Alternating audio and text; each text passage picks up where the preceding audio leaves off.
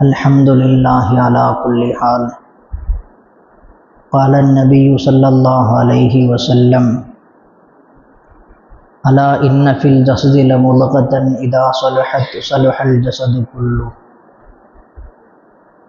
व इदा फसदत फसदल जसदु कुल्लु अला वहियल क़ल्ब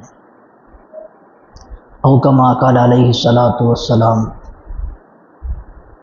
எல்லா புகழும் புகழ்ச்சியும் அல்லாஹ் ஜல்ல ஷானஹு தஆலா ஒருவனுக்கு உரித்தாகட்டுமாக। நபிகள் நாயகம் ஸல்லல்லாஹு அலைஹி வஸல்லம் அவர்கள் மீதும் அவர்கள் வழிவந்த அனைத்து சஹாபாக்கள், தாபிஈன்கள், தபா தாபிஈன்கள், உலமாக்கள், சுஹதாக்கள், அக்தாபுகள், அவுலியாக்கள், குறிப்பாக நம் அனைவரின் மீதும் முஸ்லீம் சமூகத்தினர் அனைவரின் மீதும் அல்லாஹ்வின் அன்பும் அருளும் குறைவின்றி நிறைவாக உண்டாவதாக, ஆமீன்। நாம் எல்லாம் பாக்கியம் நிறைந்த ரஜபுடைய மாதத்தில் விட்டிருக்கிறோம்। அதிலும் குறிப்பாக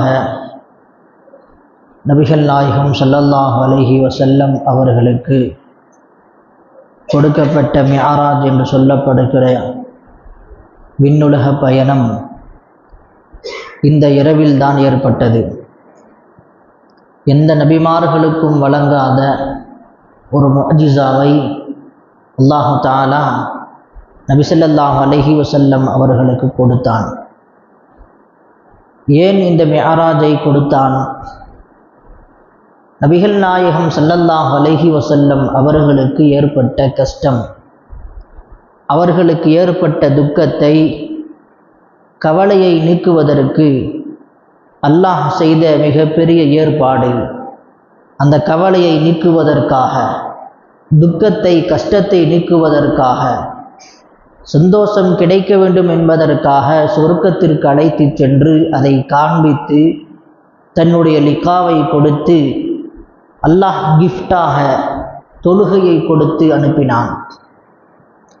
எனவே இந்த மிஅராஜ் என்கிற பயணம் நபிகள் நாயகம் ஸல்லல்லாஹு அலைஹி வஸல்லம் அவர்களுக்கு கிடைத்ததற்கு இரண்டு காரணங்கள்।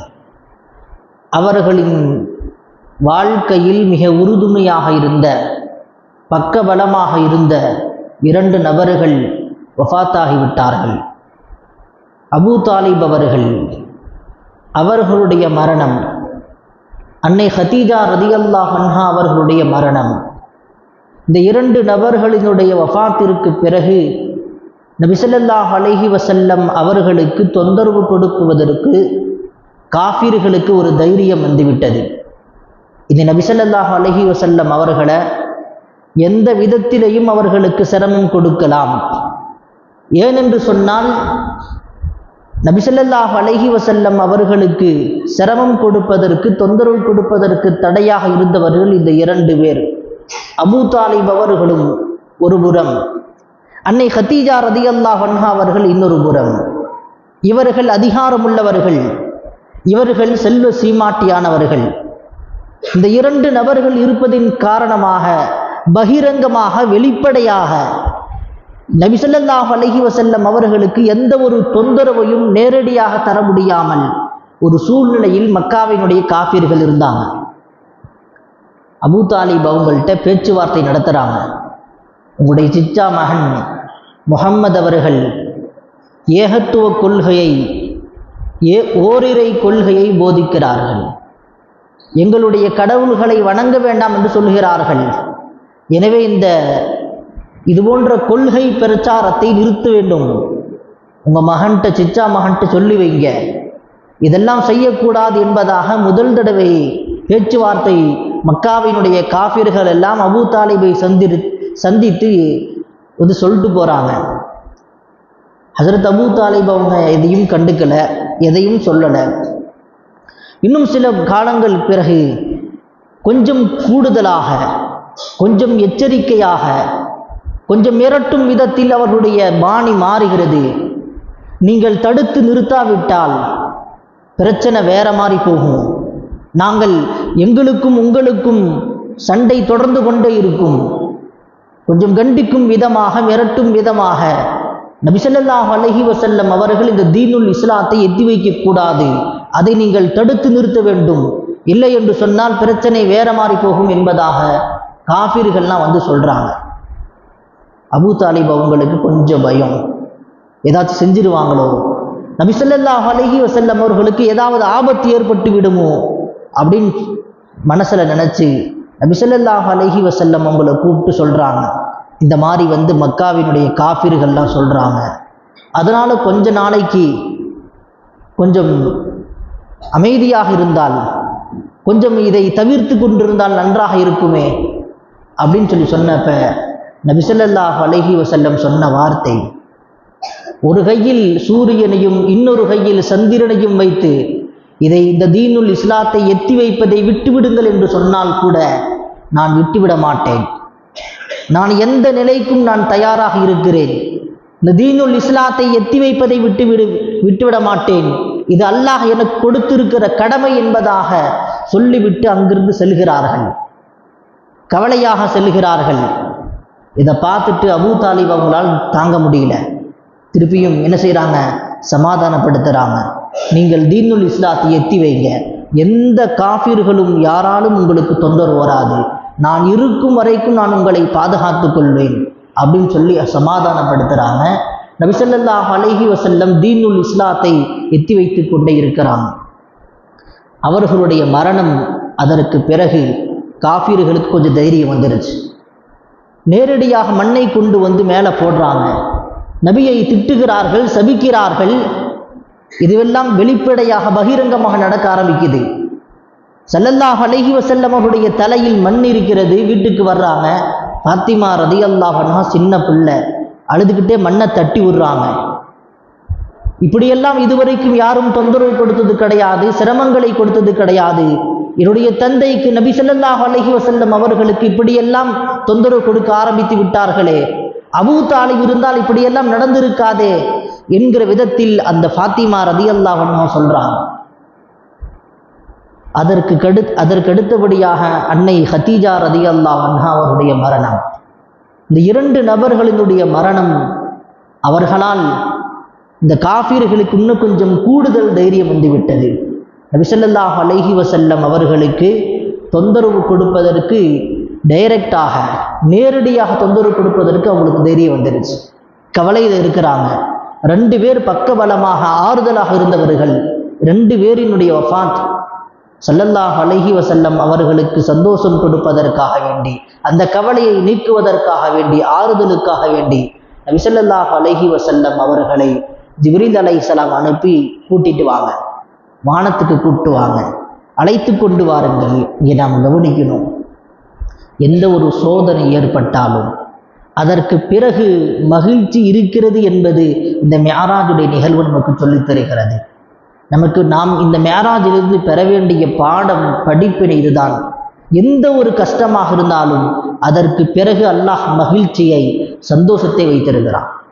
ஹஜ்ரத் லுக்மான் அலைஹிஸ்ஸலாம் அவங்க தன்னுடைய மகனை கூட்டிக்கிட்டு வேகமாக போனாங்க. வெளியூருக்கு போயிட்டு இருக்கிறாங்க. இரவு நேரமாக ஆகிவிட்டது. இரவு நேரமாக இருப்பதின் காரணமாக பாதை சரியா தெரியல, இருந்தாலும் போறாங்க. முள்ளு குத்தி அந்த மகனால் நடக்க முடியவில்லை. லுக்மான் அலைஹிஸ்ஸலாம் அவருடைய மகனால் நடக்க முடியல. தந்தையை கடுமையாக வலிக்கிறது, என்னால் நடக்க முடியல, இரவு முழுவதும் இங்கே தங்கிடலாம், நாளை காலையில் போகலாம் அப்படின்னு சொல்கிறாங்க. லுக்மான் அலைஹிஸ்ஸலாம் அவர்கள் அதை ஏற்றுக்கொண்டு அங்கே இரவு தங்குறாங்க. மறுநாள் காலையில் தங்களுடைய பிரயாணத்தை எந்த ஊருக்கு போக வேண்டும் என்று நினைத்தார்களோ அந்த ஊருக்கு போகிறாங்க. பக்கத்து ஊருக்கு போய் பார்க்கும்போது தான் தெரியுது, அந்த ஊர் பூகம்பத்தால் அழிந்திருக்கிறது. லுக்மான் அலைஹிஸ்ஸலாம் அவர்களும் தன்னுடைய மகனும் எந்த ஊருக்கு போக வேண்டும் என்று நினைத்திருந்தார்களோ அந்த ஊர் நேற்றைய தினத்திலே இரவு நேரத்திலே பூகம்பத்தால் அந்த ஊர் முற்றிலுமாக அழிக்கப்பட்டிருந்தது. அல்லாஹ்வுக்கு சுக்ர் செஞ்சாங்க. நமக்கு கிடைத்திருக்கிற சோதனையை நாம் சகித்து கொள்கிற போது, அதை பொறுமையோடு நாம் எதிர்கொள்கிற போது அதற்கு பின்னால் கிடைக்கிற பலாபலன் இருக்கிறதே, அதை இவ்வளவுதான் என்று சொல்லி முடிக்க முடியாது. அவ்வளவு பலனை, பிரயோஜனத்தை அல்லாஹ் தஆலா கொடுக்கிறான். லுக்மான் அலைஹிஸ்ஸலாம் சொல்லியிருந்தாங்க, நேற்றைய தினம் வழியோடு நாம் சென்றிருந்தால் நாமும் சேர்ந்து அழிந்திருப்போம். அல்லாஹ் நம்மை காப்பாற்றினான். அல்லாஹ் தஆலா சின்ன சின்ன சோதனையின் மூலமாக நமக்கு பெரும் பெரும் ஆபத்துகள் ஏற்பட்டு விடாமல் அல்லாஹ் நம்மை பாதுகாத்து கொண்டிருக்கிறான் என்று நாம் கருத வேண்டும். நபிமார்கள் சஹாபாக்களுடைய வாழ்க்கையில அவர்கள் ஏற்பட்ட கஷ்டங்களை சகித்து கொண்டாங்க, பொறுமையாக அதை எதிர்கொண்டாங்க. அப்படிப்பட்ட ஒரு மனோநிலைக்கு நாம் வர வேண்டும். அப்படிப்பட்ட ஒரு மனோநிலைக்கு அல்லாஹு ஜல்லஷானஹு தஆலா நம் அத்துணை பேருக்கும் பொறுமையை தருவானாக. கஷ்டங்களை என்ன செய்யணும்? நபிமார்கள் எப்படி எதிர்கொண்டாங்களோ அதுபோல எதிர்கொள்ளணும். நபிகள் நாயகம் ஸல்லல்லாஹு அலைஹி வஸல்லம் அவங்க மக்கால இருந்து பைத்துல் முகத்தஸிற்கு அழைத்து செல்லப்படுகிறார்கள். அழைத்து செல்லப்படுவதற்கு முன்பாக ஜம்சம் தண்ணீரால் அவர்களுடைய உள்ளம் கழுவப்படுகிறது. நமக்கெல்லாம் தெரிந்த விஷயம்தான், இருந்தாலும் படிப்பினைக்காக ஒரு சில விஷயங்களை நான் கோடிட்டு காட்டுகிறேன். நபிகள் நாயகம் ஸல்லல்லாஹு அலைஹி வஸல்லம் அவர்களுடைய உள்ளம் ஜம்சம் தண்ணீரால் கழுவப்படுகிறது. மார்க்க அறிஞர்கள் சொல்லித்தராங்க, அல்லாஹ்வை சந்திக்க வேண்டும் என்று சொன்னால் உள்ளம் பரிசுத்தமாக இருக்க வேண்டும். தொழுகை என்பது அஸ்ஸலாத்து மிஅராதுல் முஃமின், தொழுகை என்பது அல்லாஹ்விடத்தில் நேரடியாக உரையாடக்கூடிய ஒரு நிலை. எனவே நாம் தொழுகைக்காக உடல் சுத்தப்படுத்துகிறோம், ஆடை சுத்தப்படுத்துகிறோம், இருக்கும் இடத்தை சுத்தப்படுத்துகிறோம். எப்படி வெளிரங்கத்தை எல்லாம் நாம் சுத்தப்படுத்திக் கொள்கிறோமோ அதுபோல உள்ளத்தையும் பரிசுத்தமாக்கி கொள்ள வேண்டும். உள்ளம் பரிசுத்தமாக இருந்தால் அந்த தொழுகை பரிபூர்ணமான தொழுகையாக, அந்த தொழுகை அல்லாஹ்விடத்தில் ஏற்றுக்கொள்ளப்படக்கூடிய தொழுகையாக மாறும். ஸல்லல்லாஹு அலைஹி வஸல்லம் சொன்னாங்க, உடம்பில் ஒரு சதை துண்டு இருக்கிறது, அந்த சதை துண்டு சரியாகிவிட்டால் உடல் முழுவதும் சரியாகிவிடும்.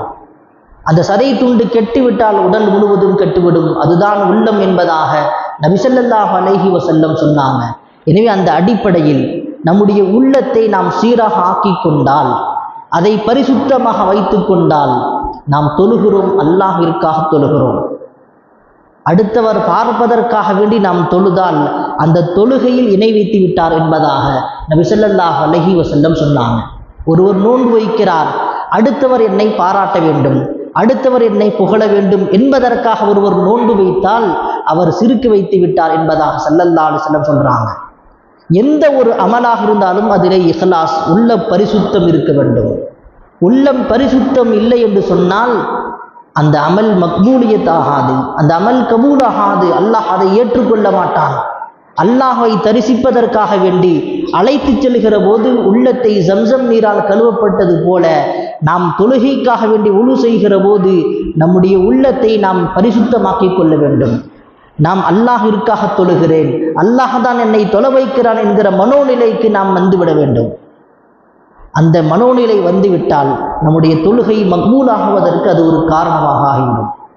நாம் தொழுதுட்டோம் அப்படிங்கிற பெருமை வந்துவிடக்கூடாது. சைத்தான் ஒவ்வொரு வினாடியும் அவன் கெடுப்பதற்காக வேண்டி தயாராக இருந்து கொண்டிருக்கிறான். ஸல்லல்லாஹு அலைஹி வஸல்லம் சொன்னாங்க, சைத்தான் இரத்த நாளங்களில் ஓடிக்கொண்டிருக்கிறான், இரத்த நாளங்களில் ஓடிக்கொண்டிருக்கிறான். எந்த நேரத்தில் யாரை எப்படி கெடுப்பான் என்று தெரியாது. எனவே தொழுகையாளிகளை அவன் ஒரு விதமாக கெடுக்கிறான், தொழுகாத நபர்களை அவன் வேறு விதமாக கெடுக்கிறான். எனவே நாம் தொழுகிறோம் என்று சொன்னால் அல்லாஹ் நமக்கு கொடுத்திருக்கிற மிகப்பெரிய பாக்கியம் இது, அருள் இது, அல்லாஹ் நமக்கு செய்திருக்கிற அருள் இது. எனவே நாம் அடுத்தவர்களை நாம் என்றைக்கும் நாம் தவறாக நினைத்து விடக்கூடாது. அந்த எண்ணத்தை நாம் ஏற்படுத்தி கொள்ள வேண்டும். நபிகள் நாயகம் ஸல்லல்லாஹு அலைஹி வஸல்லம் அவர்கள் மிஅராஜிற்கு அழைத்து செல்லப்படுகிற போது முக்கியமான பல இடங்களில் 2-3 இடங்களில் தொழ சொல்கிறாங்க ஜிப்ரீல் அலைஹிஸ்ஸலாம். கஅபத்துல்லாஹ்ல இருந்து பைத்துல் முகத்தஸிற்கு அழைத்து செல்லப்படுகிற போது முக்கியமான ஒரு சில இடங்களில் ஜிப்ரீல் அலைஹிஸ்ஸலாம் நபியை தொழுக சொல்கிறாங்க. இங்கே நம்ம கவனிக்கணும், முக்கியமான சிறப்பிற்கு வாய்ந்த இடங்கள். ஹஸரத் ஈசா அலைஹிஸ்ஸலாம் பிறந்த இடம் பத்லஹம் என்று சொல்லப்படக்கூடிய அந்த இடத்துல தொழுக சொல்கிறாங்க. மதீனா முனவ்வராவில் தொழுக சொல்கிறாங்க. முக்கியமான இடங்களில் நபி ஸல்லல்லாஹு அலைஹி வஸல்லம் அவர்களை தொழ சொல்லி கூட்டிட்டு போனார். முக்கியமான இடங்கள் எந்த இடங்கள் எல்லாம் இருக்கிறதோ, எந்த இடங்களை எல்லாம் கண்ணியப்படுத்த வேண்டுமோ அந்த இடங்களை எல்லாம் நாம் கண்ணியப்படுத்தணும். இன்றைக்கு நாம் கண்ணியமானது எல்லாம் கண்ணியப்படுத்தாததின் காரணமாகத்தான் இன்றைக்கு நாம் பல சோதனைகளை, பல சங்கடங்களை நாம் சந்தித்துக் கொண்டிருக்கிறோம். யாரை கண்ணியப்படுத்த வேண்டுமோ, பெற்றோர்களை, ஆசிரியர்களை, வயதில் மூத்தவர்களை, எந்தெந்த இடங்களை எல்லாம் கண்ணியப்படுத்த வேண்டுமோ அந்த இடங்களை எல்லாம் கண்ணியப்படுத்த வேண்டும். அதற்கென்று ஒரு தனி மரியாதை இருக்கிறது. அது மட்டுமல்ல, அங்கிருந்து பைத்துல் முகத்தஸில் அனைத்து நபிமார்களுக்கும் இமாமாக நின்று தொழ வைக்கிறார்கள். தொழ வைத்து வானத்திற்கு அழைத்து செல்லப்படுகிறார்கள். நமக்கெல்லாம் தெரியும், ஹஸ்ரத் முதல் வானத்தில் ஆதம் அலைஹிஸ்ஸலாம் அவர்களை சந்திக்கிறான். ஹஸ்ரத் ஆதம் அலைஹிஸ்ஸலாம் அவர்கள் ஒவ்வொரு நபிமார்களையும் சந்தித்ததற்கு பல காரணங்களை பதிவு செய்கிறான். மார்க்க அறிஞர்கள் ஒவ்வொரு நபர்களும் ஒவ்வொரு விதமான விளக்கம் சொல்கிறாங்க. ஆதம் அலைஹிஸ்ஸலாம் அங்கே சந்தித்ததற்கான காரணம், ஏன் அங்கே சந்திக்க வைக்கிறான்? ஹஸ்ரத் ஆதம் அலைஹிஸ்ஸலாம் அவர்கள் சொர்க்கத்திலிருந்து வெளியேற்றப்பட்டாங்க. வெளியேற்றப்பட்டதற்கு பிறகுதான், இந்த உலகத்திற்கு வந்ததற்கு பிறகுதான் மக்கள் தொகை கொஞ்சம் கொஞ்சமாக கூடியது. அதுவரைக்கும் அவங்க 2 பேரும் மட்டும்தான் இருந்தாங்க. அவர்களுடைய சந்ததிகள் கூடியது. அதுபோல ஹிஜ்ரத்திற்கு பிறகு இஸ்லாமியர்களுடைய எண்ணிக்கை கூடும் என்பதற்கு முன்னெச்சரிக்கையாக மக்காவிலிருந்து எப்படி ஆதம் அலைஹிஸ்ஸலாம் அவர்கள் சுவனத்திலிருந்து வெளியேற்றப்பட்டார்களோ அதுபோல மக்காவிலிருந்து நபி ஸல்லல்லாஹு அலைஹி வஸல்லம் அவர்கள் வெளியேற்றப்படுவார்கள் என்பதை இஷாரா செய்வதற்காகத்தான் அல்லாஹ் ஆதம் நபியை சந்திக்க வைத்ததாக மார்க்க அறிஞர்கள் சொல்லித்தரார். அதற்கு பிறகு எப்படி ஆதம் அலைஹிஸ்ஸலாமுடைய சந்ததிகள் கூடினார்களோ ஹிஜ்ரத்திற்கு பிறகு இஸ்லாமியர்கள் எண்ணிக்கை கொஞ்சம் கொஞ்சமாக கூடியது. இப்படி ஒவ்வொரு நபிமார்களை சந்தித்ததற்கான காரணத்தை மார்க்க அறிஞர்கள் சொல்லித்தராங்க. 2வது வானத்தில் ஹஸ்ரத் யஹ்யா அலைஹிஸ்ஸலாம், யஹ்யா அலைஹிஸ்ஸலாமை சந்திக்கிறாங்க. அல்லாஹ் திருக்குர்ஆனை சொல்லி காட்டுறா, யஹ்யா என்கிற பெயர் இந்த உலகத்தில் யஹ்யா நபிக்கு தவிர வேறு எந்த நபிக்கும் அந்த பெயர் வைக்கப்படவில்லை. அல்லாஹ் குர்ஆனை சொல்லி காட்டுறான். இதற்கு முன்னால் எந்த நபிக்கும் அந்த பெயர் வைக்கப்படவில்லை. அதே போல்தான் முஹம்மது ஸல்லல்லாஹு அலைஹி வஸல்லம் அவர்களுடைய பெயர் உலகம் தோன்றிய காலம் முதல் கொண்டு முஹம்மது நபி ஸல்லல்லாஹு அலைஹி வஸல்லம் அவர்கள் வரைக்கும் எந்த நபருக்கும் முஹம்மது என்று பெயர் வைக்கப்படவில்லை. 3வது வானத்தில் ஹஜ்ரத் யூசுப் அலைஹிஸ்ஸலாம் அவர்களை சந்திக்கிறார்கள். ஹஜ்ரத் யூசுப் அலைஹிஸ்ஸலாம் அவர்கள் யாக்கூப் அலைஹிஸ்ஸலாம் அவர்களை விட்டு பிரிகிறார்கள். மிகப்பெரிய கவலை. 40 வருடங்கள் யாக்கூப் அலைஹிஸ்ஸலாம் அவர்களும் யூசுப் அலைஹிஸ்ஸலாம் அவர்களும் பிரிந்து 40 வருடம் கவலையில் இருந்தாங்க. அதுபோல உஹது போர்க்களத்தில் நபி ஸல்லல்லாஹு அலைஹி வஸல்லம் அவர்கள் வஃபாத்தாகிவிட்டார்கள் என்கிற வதந்தியை பரப்பி முஸ்லிம்களுக்கு மத்தியில் ஒரு மிகப்பெரிய கவலை ஏற்படுத்தினாங்க. மக்காவினுடைய காஃபிர்கள் எல்லாம் மார்க்க அறிஞர்கள் ஒவ்வொரு நபிமார்களையும் சந்தித்ததற்கான ஒரு காரணங்களை அழகாக சொல்லித் தருகிறார்கள்.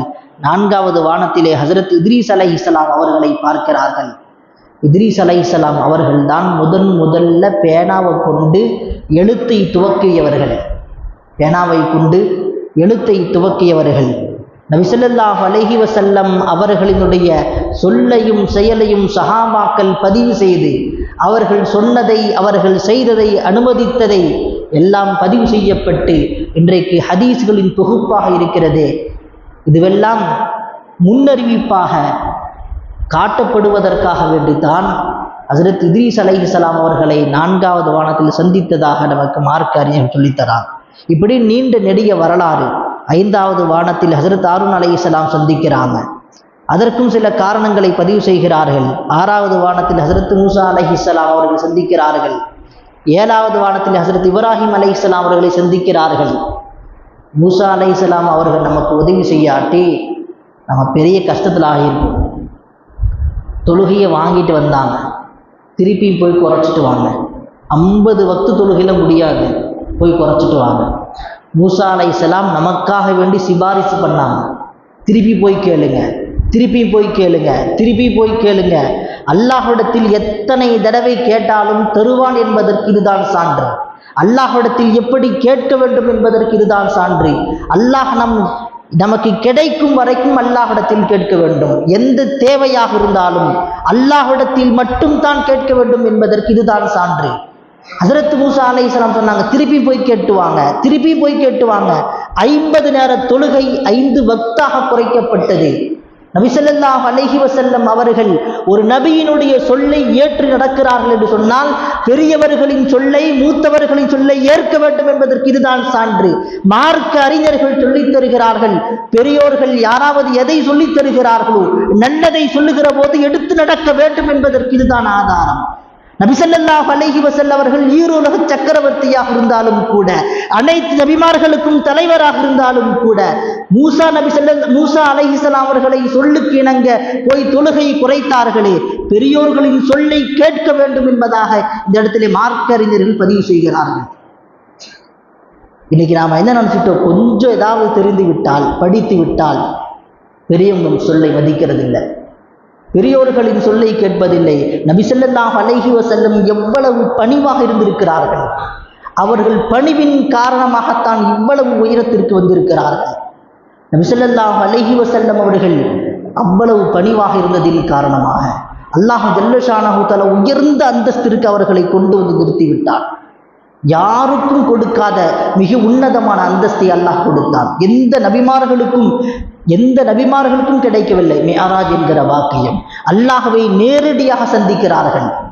அல்லாஹ்வை நேரடியாக சையதுனா ஜிப்ரீல் அலைஹிஸ்ஸலாம் அவர்கள் கூட ஒரு இடத்தோடு நின்று விட்டார்கள். சிதறத்துல் முன்தஹாவோடு நின்று விட்டார்கள். அதற்கு அடுத்தபடியாக அவர்கள் கடக்கவில்லை. அவர்கள் அதற்கடுத்து கொஞ்சம் இடத்தை கொஞ்சம் நகர்ந்தால் கரிந்து விடுவேன் என்று சொன்னார்கள். இதுவரைக்கும் தான் எனக்கு வருவதற்கு அனுமதி, இதற்கடுத்து நீங்க தான் போகணும். ஹஜ்ரத் நபி ஸல்லல்லாஹு அலைஹி வஸல்லம் அவர்களை அழைத்து வந்து என்ன செஞ்சாங்க, சிதறத்துல் முன்தஹாவோடு நிறுத்தி நீங்க போங்கன்னு சொல்லி அனுப்பிச்சு வச்சாங்க. நபி ஸல்லல்லாஹு அலைஹி வஸல்லம் அவர்களை இவ்வளவு பெரிய பாக்கியம் எதனால் கிடைத்தது? பணிவின் காரணமாக. ஸல்லல்லாஹு அலைஹி வஸல்லம் அவங்க அவ்வளவு பணிவாக இருந்தாங்க. தன்னை அப்தி என்று கூப்பிடுவதை பிரியப்பட்டாங்க. சுப்ஹானல்லதி அஸ்ரா பி அப்திஹி. அல்லாஹ் தஆலாட்ட நபி ஸல்லல்லாஹு அலைஹி வஸல்லம் பல பெயர்கள் இருந்தாலும் தன்னை அப்தி என்று கூப்பிடுவதை பிரியப்பட்டாங்க. அல்லாஹ் தஆலா அதன் காரணமாக அப்தி என்பதாக இந்த இடத்துல அல்லாஹ் தஆலா நபியை கூப்பிடுறான். பல படிப்பினைகள் மிஅராஜில் இருந்து நாம் பெற வேண்டிய பாடங்கள் இருக்கிறது, ஏராளமான பாடங்கள். அல்லாஹ் ஜல்ல ஷானஹு தஆலா ஒரு அற்புதத்தை நடத்தி காட்டியிருக்கிறான். மிஅராஜ் என்கிற அற்புதம் அல்லாஹ் நினைத்த எதுவும் நடக்குங்கிறதுக்கு இது உதாரணம். நம்ம நினச்சிட்டு இருக்கிறோம் இன்றைக்கு ஆட்சியாளர்கள் அப்படி செஞ்சிட்டு இருக்கிறாங்க, இப்படி செஞ்சிட்டு இருக்கிறாங்க. அல்லாஹ் நினைத்தால் ஒரு வினாடியில் நிலைமை தலைகீழாக மாறும். ஒரு வினாடியில் நிலைமை தலைகீழாக மாறும். எனவே நாம் பொறுமையாக இருக்க வேண்டும். நாம் எதிலும் அவசரப்பட்டு விடக்கூடாது. நாம் பொறுமையாக இருக்க வேண்டும். எப்படி நபிமார்கள் சோதனையின் போது பொறுமையாக இருந்தார்களோ, அவர்களுக்கு ஏற்படுகிற கஷ்டத்தின் போது பொறுமையாக இருந்தார்களோ, அதுபோல பொறுமையாக இருந்தால் அதன் பிறகு மிகப்பெரிய வெற்றி கிடைக்கும். நபி ஸல்லல்லாஹு அலைஹி வஸல்லம் அவங்கள்ட்ட ஒரு பெண்மணி வர்றாங்க. யா ரசூலல்லாஹ், எனக்கு வலிப்பு நோய், காக்கா வலிப்பு நோய் இருக்கு, துஆ செய்யுங்க. நீ பொறுமையாக இருந்தேன்னா சொர்க்கம் கிடைக்கும், நான் துஆ செஞ்சேன்னா ஷிஃபா கிடைக்கும், உனக்கு எது வேண்டும்? யா ரசூலல்லாஹ், நான் பொறுமையாக இருந்துக்கிறேன். அந்த அம்மா பொறுமையாக இருந்துக்கிட்டாங்க. காக்கா வலிப்பு நோய் அது எவ்வளவு வலியை தரும். அந்த அம்மா ஒரே ஒரு கோரிக்கை மட்டும் வச்சாங்க, நான் வெளியே செல்லுகிற போது திடீர்னு அந்த நேரத்தில் வந்துருச்சுன்னா என்னுடைய ஆடைகள் எல்லாம் விலகி விடுகிறது, ஆடை விலகாமல் இருக்க துஆ செய்யுங்கன்னா. சொர்க்கத்துக்காக வேண்டி ஒரு பெண்மணி எவ்வளவு கஷ்டத்தை சுமந்து கொள்கிறாள் என்பதை பாருங்கள். சஹாபி என்கிற அந்தஸ்து எப்படி கிடைத்திருக்கிறது என்பதை பாருங்கள். ஒரு கஷ்டத்தை சுமந்ததற்கு பிறகு ரதியல்லாஹு அன்ஹும் வரதுன் என்கிற அந்தஸ்து எப்படி கிடைத்தது? அவர்கள் கஷ்டத்தை சொர்க்கத்துக்காக, நபிக்காக, அல்லாஹுக்காக அவர்கள் சகித்து கொண்டார்கள். நாம் இன்றைக்கு அப்படி சகித்து கொண்டிருக்கிறோமா? அல்லாஹுக்காக வேண்டி ஏதாவது ஒரு கஷ்டம் சகித்து கொண்டிருக்கிறோமா? யோசித்து பாருங்கள். ரப்புக்காக வேண்டி நாம் அதை பொறுத்து கொள்ள வேண்டும். அதன் பிறகு கிடைக்கிற வாழ்க்கை இருக்கிறதே, மிக உன்னதமான வாழ்க்கை கிடைக்கும். மிக உன்னதமான வாழ்க்கை. கஷ்டம் ஏற்படுகிற போது பொறுமையாக இருக்க வேண்டும். அதுதான் மிகப்பெரிய படிப்பு. மிஅராஜுடைய படிப்பினைகளிலேயே மிகப்பெரிய படிப்பினை இதுதான். நமக்கு ஏற்படுகிற கஷ்டத்தை நாம் அதை பொறுமையோடு எதிர்கொண்டால் அல்லாஹ் ஜல்ல ஷானஹு தஆலா அதன் பிறகு மிகப்பெரிய வெற்றியை, சந்தோஷத்தை அல்லாஹ் தருகிறான்.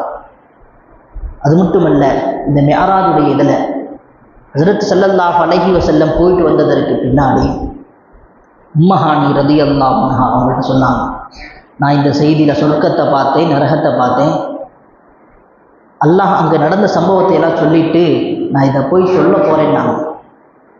உம்மஹானி ரலியல்லாஹு அன்ஹா சொன்னாங்க, இதெல்லாம் சொல்லாதீங்க, யாரும் நம்ப மாட்டாங்க, இதை சொல்லாதீங்க அப்படின்னு தடுத்தாங்க. நபி ஸல்லல்லாஹு அலைஹி வஸல்லம் அவருடைய உள்ளத்திலிருந்து ஒரு ஒளி வெளிப்பட்டது. உம்மஹானி ரலியல்லாஹு மயக்கமுட்டு கீழே விழுந்தாங்க. நபி ஸல்லல்லாஹு அலைஹி வஸல்லம் ஃபஜ்ர் தொழுகைக்கு வந்துட்டாங்க. ஃபஜ்ர் தொழுகிறதற்கு பிறகு தான் மிஅராஜ் சென்று வந்ததை, அங்கே கண்ட காட்சிகளை எல்லாம் சொன்னாங்க. இங்கே மார்க்க அறிஞர்கள் சொல்கிறாங்க, சில சமயங்களில் உண்மையை சொல்வதற்கு கசப்பாகத்தான் இருக்கும், சில இடங்களில் உண்மையை பேசுவது கஷ்டமாகத்தான் இருக்கும், இருந்தாலும் அதை எடுத்து சொல்ல வேண்டிய பொறுப்புதாரிகளுக்கு இருக்கிறது. எந்த நேரத்தில் யாரிடத்தில் எதை எடுத்து சொல்ல வேண்டுமோ, கசப்பாக இருந்தாலும் அதை எடுத்து சொல்லியாக வேண்டும். நபி ஸல்லல்லாஹு அலைஹி வஸல்லம் அவர்களை யாரும் நம்பலை. அந்த நேரத்தில் திகைத்து போனார்கள். ஒரு சில நபர்கள் முர்த்தத்தாகி போனார்கள். ஆனாலும் எடுத்து சொன்னாங்க. அவர்கள் சென்று வந்த காட்சிகளை எல்லாம் பதிவு செஞ்சாங்க. அங்கே இருப்பவங்க என்ன செஞ்சாங்க, அபூபக்கர் ரலியல்லாஹு போய் சொன்னாங்க. அபூபக்கர் ரலியல்லாஹு கண்ணை மூடிட்டு நம்பினாங்க. என்னுடைய தோழர் முஹம்மது ஸல்லல்லாஹு அலைஹி வஸல்லம் சொன்னாங்களா, அது நிச்சயம் உண்மையாகத்தான் இருக்கும் என்று சொன்னாங்க. இப்படித்தான் நம்ப வேண்டும். ஹதீஸுகளை, குர்ஆன் ஆயத்துகளை இப்படித்தான் நம்ப வேண்டும். ஹஜ்ரத் அபூபக்கர் ரலியல்லாஹு அன்ஹு அவர்கள் மிகச்சிறந்த முன்னுதாரணம். அது மட்டுமல்ல, இங்கே ஏராளமான படிப்பினைகள் நமக்கு சொல்லித்தரப்படுகிறது. அல்லாஹ் ஜல்ல ஷானஹு தஆலா இங்கே சொல்லித் தருகிறான். அல்லாஹ் தஆலா தொழுகையை கொடுத்தான். தொழுகை என்கிற மிகப்பெரிய பாக்கியம். காலையில் சுபுகில் கூட சொன்னேன், தொழுகை என்பது மிகப்பெரிய, அது எல்லா கடமைகளை விடவும் அது தனித்த ஒரு கடமை. எல்லா கடமைகளுக்கும் சில சலுகை, விடுவதற்கு சலுகை இருக்குது. எல்லா கடமையும் விடுவதற்கு சலுகை இருக்குது. நோன்பு நேரத்தில் உடல்நிலை சரியில்லை என்று சொன்னால் விட்டு கொள்வதற்கு, அதை விட்டுட்டு பிறகு கலா செஞ்சுக்கலாம். ஆனால் தொழுகை உடல்நிலை சரியில்லை என்று சொன்னால் விடுவதற்கு அனுமதி கிடையாது. நின்று தொழ முடியவில்லையா, உட்கார்ந்து தொழணும். உட்கார்ந்து தொழ முடியவில்லையா, படுத்து கொண்டு தொழ வேண்டும். இஷாரா செய்து தொழுக வேண்டும். தொழுகையை விடுவதற்கு மார்க்கத்தில் அனுமதியே கிடையாது. தொழுகை விடுவதற்கு ஹஜ்ரத் மூசா அலைஹிஸ்ஸலாம் அவர்கள், அவங்கள்ட்ட ஒரு பெண்மணி வர்றாங்க. நான் ஒரு தவறு செஞ்சுட்டேன், எனக்கு மன்னிப்பு இருக்குதான்னு கேட்டாங்க. என்னம்மா பண்ணேன்? ஜினா செய்ததை அவர்கள் சொல்லி காட்டுறாங்க. தவறு செஞ்சுட்டேன், அதன் மூலமாக நான் குழந்தையும் பெற்றெடுத்து விட்டேன், குழந்தையை வளர்க்க முடியாததின் காரணமாக அந்த குழந்தையை கொலையும் செஞ்சுட்டேன்டா, உனக்கெல்லாம் மன்னிப்பே கிடையாது போன்னு துரத்தி விட்டாங்க. அல்லாஹ் ஜல்ல ஷானஹு தஆலா ஜிப்ரீல் அலைஹிஸ்ஸலாம் அனுப்புனான். இதைவிட பெரிய பாவம் ஒன்று இருக்குதுன்னு சொல்லி காட்டினான். என்ன பாவம்? மூசா அலைஹிஸ்ஸலாம் ஆச்சரியமாக கேட்டாங்க. ஜினாவை விட, கொலை செய்வதை விட மிகப்பெரிய பாவம் தொழுகையை விடுவது என்பதாக அல்லாஹ் சொன்னதாக ஜிப்ரீல் அலைஹிஸ்ஸலாம் அவர்கள் மூசா அலைஹிஸ்ஸலாம் வந்து சொன்ன செய்தி கிதாபுகள் பதிவாகி இருக்கிறது. இன்றைக்கு சர்வ சாதாரணமாக தொழுகைகளை விடக்கூடிய நபர்கள், நம்ம தொழுகைதானே வென்றோம், மணிக்கணக்காக செஞ்சுட்டு இருக்கிறாங்க, பேசிட்டு கொண்டு இருக்கிறாங்க. டீ கடைகளில், மரத்தடிகளில். யாரையும் குறை சொல்வது நோக்கமல்ல, நமக்கு எவ்வளவு பெரிய கடமை நம்மின் மீது இருக்கிறது என்பதை நாம் உணர வேண்டும். நாம் எவ்வளவு பெரிய பாவத்தை செய்து கொண்டு தொழுகையை விடுபவர்கள், எவ்வளவு பெரிய பாவத்தை செஞ்சு கொண்டு இருக்கிறார்கள் என்பதை கொஞ்சம் மனதிலே கொண்டு வாருங்கள். தொழுகை விடுவது அவ்வளவு பெரிய பாவம். தொழுகை ரொம்பவும் வலியுறுத்தப்பட்ட கடமை. தொழுகை என்பது அல்லாஹ் ஜல்ல ஷானஹு தஆலா தொழுகையை விடாமல் தொழுகுவதற்கு அல்லாஹ் அத்துணை பேருக்கும் தௌஃபீக் செய்வானாக. நபி ஸல்லல்லாஹு அலைஹி வஸல்லம் அவர்களுக்கு மிஅராஜ் என்கிற பயணத்திலே அல்லாஹ்வை சந்திக்கக்கூடிய பாக்கியம் கிடைத்தது. அந்த பாக்கியம் தொழுகையில் இருக்கின்றாங்க. அந்த பாக்கியம் தொழுகையில் இருக்குதுன்னாங்க. தொழுகையை பரிபூர்ணமாக தொழுதால், எப்படி தொழ வேண்டுமோ அந்த முறையில் தொழுதால் அல்லாஹ் என்ன செய்ய முடியும்? தொழுகையில் காண முடியும். அதுதான் சஹாபாக்கள், வலிமார்கள் எல்லாம் இப்படித்தான் தொழுதாங்க. ஹஜ்ரத் அலி ரலியல்லாஹு குறித்து வருகிறது, அவங்க அல்லாஹ்வை பார்க்காம தொழுததே கிடையாதாம். அல்லாஹ்வை பார்க்காமல் தொழுகிற போதெல்லாம் அல்லாஹ்வை பார்த்து இருக்கிறார்கள். எனவே அந்த அடிப்படையில் நம்முடைய தொழுகை இருக்க வேண்டும். அல்லாஹ் ஜல்ல ஷானஹு தஆலா நம்முடைய தொழுகைகளை இஹ்லாஸான தொழுகையாக ஆக்குவானாக. அல்லாஹு தாலா நமக்கு ஏற்படக்கூடிய கஷ்டங்களை அதை பொறுமையோடு சகித்துக் கொள்வதற்கு தௌஃபீக் செய்வானாக. பெரியவர்களுக்கும் உஸ்தாதுமார்களுக்கும் வயதானவர்களுக்கும் மரியாதை செலுத்தி அவர்கள் மூலமாக ஃபைசு பரக்கத்துக்களை பெறுவதற்கு அல்லாஹ் தௌஃபீக் செய்வானாக. முஸ்லிம்களுக்கு ஏற்பட்டு கொண்டிருக்கிற அனைத்து விதமான கஷ்டங்களை அல்லாஹு தஆலா நீக்குவானாக. உலகம் முழுவதும் குறிப்பாக இந்தியாவில் அனைத்து மஸ்ஜிதுகளையும் அல்லாஹ் காப்பாற்றுவானாக. மஸ்ஜிதுகளை முஸ்லிம்களினுடைய பொருளாதார ஸ்தாபனங்களை மதரசாக்களை அல்லாஹ் காப்பாற்றுவானாக.